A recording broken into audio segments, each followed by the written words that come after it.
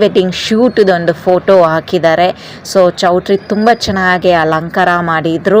ಅವರು ಬೋರ್ಡೆಲ್ಲ ಹಾಕಿ pre wedding ಶೂಟದ್ದು photo ಹಾಕಿ.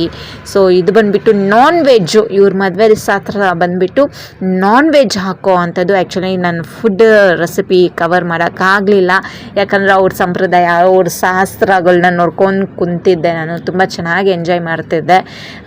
ಅವ್ರದ್ದು ಬೇರೆ ಕೆಲವೊಂದು ಶಾಸ್ತ್ರಗಳು, ಹಲ್ದಿ ಆಗ್ಬೋದು, ಸಂಗೀತ ಆಗ್ಬೋದು, ಬ್ಯಾಂಗಲ್ ಆಗ್ಬೋದು, ಚಪ್ರದ್ದು, ಇದೆಲ್ಲ ಅವ್ರ ಮನೆ ಹತ್ರ ಮಾಡಿರೋವಂಥ ಶಾಸ್ತ್ರ. ಬಟ್ ಮುಹೂರ್ತ ಬಂದುಬಿಟ್ಟು ಚೌಟ್ರಿಯಲ್ಲಿ ಮಾಡ್ಕೊಂಡಿರೋ ಅಂಥದ್ದು. ನೋಡಿ ನೀವು ಎಷ್ಟು ಎಂಜಾಯ್ ಮಾಡ್ತೀರಾ ಈ ರೀತಿ ಅಂತೇಳಿ.